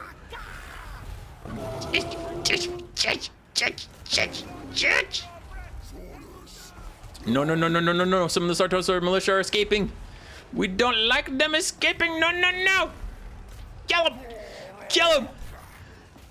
Get Blom. More like get fricked. Because I'm not swearing anymore. I am reformed. I am a reformed human gentleman. Human gentleman, yes, yes. I haven't said a swear word in my entire life. She's gonna die. She's gonna die. We're gonna do it. We're gonna do it. For Itza, the pizza will flow.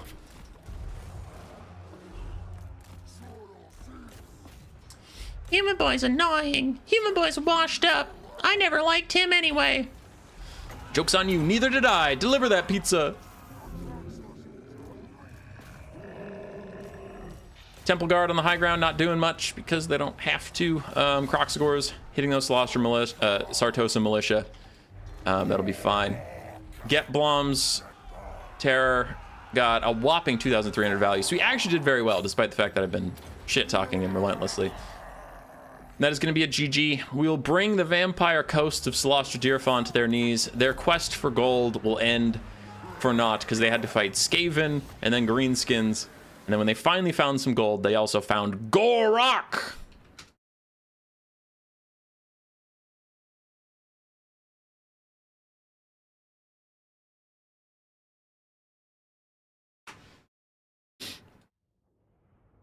$4,400 value on Lord Croak, 2,300 on Getblom's Terror, and then Saurus got to just churn, I guess, but we did all right. Celostra did fine.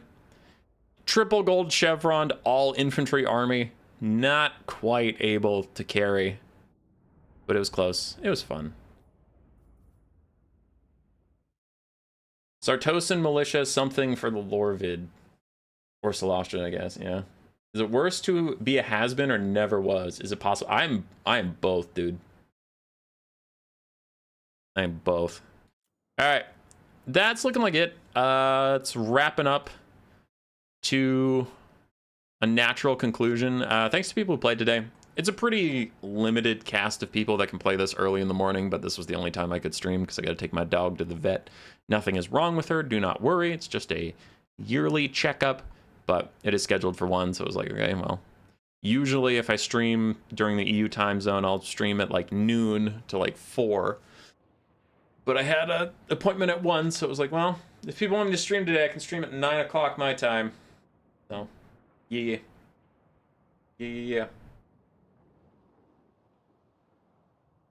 Would you watch a Celostra made-up lore video? Looks like people are saying yes. I'll look into it. I'll contact CA and say, hey, CA, if I make this lore video, we make it canon.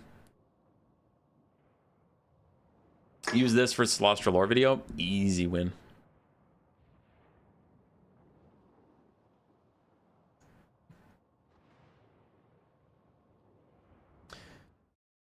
Yeah. Appreciate everybody who hopped in today. I also, most people just take Gladiator not that seriously, which is how you should. So appreciate everybody being a good sport. It was good. It's stretched. Okay. Channel plans. This weekend we have a new player stream for Big JP, and then I have nothing planned until the patch, honestly. Jeremy with the $20 just because. Keep doing the things. Thanks, buddy. It is actually appreciated. I took in my car, which has 150,000 miles on it. I want to get a car. I want to get a new car, like actually new, because I've bought used my entire life, and I'm in my 30s now. But the car market right now sucks, so I'm trying to keep this thing limping along. And I took it in because it was making a weird rattling noise, and it turned out I had to replace 3 things in my engine. And before you bring it up, my mechanic's a good guy. Like, he's not one that bends you over a barrel and recommends a bunch of stuff that doesn't have to happen. One of the things that I had to fix, he told me last year, he's like, this is leaking, but it's not leaking bad right now. I'd keep an eye on it, but like, you don't have to replace it yet. Anyway, so I had to drop $2,500 on keeping my car running. So that was great. But yeah, donations are appreciated right now because I am poor as hell. Right, Hazel? You guys want dog cam? If we get 5 yeses, I'll throw on a dog cam. How long before patches CA typically release patch notes? They used to do same day. The last 4 big patches, they've released patch notes the day before. So maybe Monday, can't guarantee it. If there is one Monday, I'll do a patch notes live stream when I get home from work. Probably. I had to replace engine parts myself on my car. Dude, I am not that... I'm pretty good with computers. I'm not very good with... I'm not good at all with cars. My wife knows more about me than cars, and she doesn't know shit. That's not a dig at my wife. Remember, I started that with, I know less than her. But she's like, yeah, I know how to, like, change spark plugs. And I'm like, nope, I got nothing. I know how to fill the oil on it if I have an oil leak and I need to occasionally refill it. Obviously, I can do windshield wiper fluid. Replace brake lights and front lights. That's about it. I don't know jack about cars.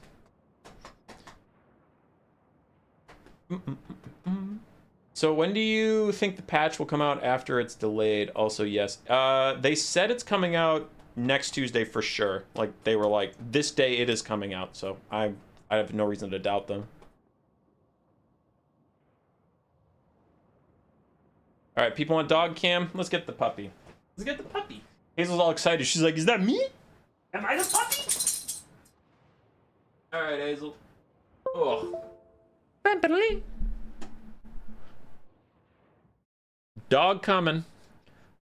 Dog coming. Just hang on. Hang on now.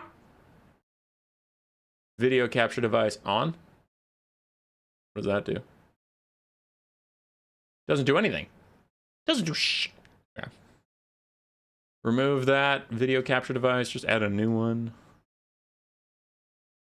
I probably look like crap. Yeah, that's me. What up? I look like crap. What? Okay. Make it bigger because there's nothing going on, so might as well. Boom. Nice and centered. It's a puppy.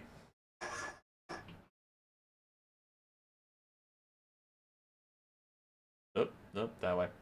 Look at that puppy! Look at her! Hey, buddy. Who's my little buddy? Who's my little buddy? Ah. Love you. You are excited because we, as soon as this stream is done, are going to go for a little walk. Then you're going to go to the vet. Take the vet. You like the treats you get afterwards. Yeah. Wow. This is a puppy. Look at her. Look at her. Look at her. Look at this puppy. Hi, buddy. Hi, buddy. All right, I don't have any treats, but you want to show them the nice people your tricks? Let's see if we can show you your tricks. All right, are you centered still? No. Well. It's hard to get the camera in the right angle for you. Whatever, that's close enough. All right, buddy, can you shake? That's a good shake. Oh, okay, camera's way over there. Back up, back up. Okay, sit. Oh, you sat in the same spot. Shake. That's a good shake, but it's off camera. You gotta back up. Okay, I'm gonna stand here. No, stay there. Okay, shake. That's a good girl, but you keep you keep moving out of the camera. What is that? What is that, you puppy? Oh, I love this dog, but she's a doof nugget. Why are you such a doof? All right, Hazel. Say goodbye to the nice people. Quit shaking your head. Don't do that. Oh, that's a pretty puppy. That's a pretty puppy. All right. That's it for the stream. It was a short one, I know. Honestly, like, I wasn't planning on streaming at all. And then some people on our last stream, Sunday or Saturday, were saying I should do Gladiator again. And people on the Discord have been pretty bored waiting for a patch. So thought we'd do a short, fun one here for you. But yeah, I don't have big plans until after the patch. Basil, you gotta say hi to the people. Ugh. You gotta look at the camera. Oh, that's a puppy. That's a puppy. Yeah. You're a silly dog, you know that? Yeah. You're full of love and wonder. Okay, I'm gonna check chat because I haven't been looking at you guys. I've been looking at the dog.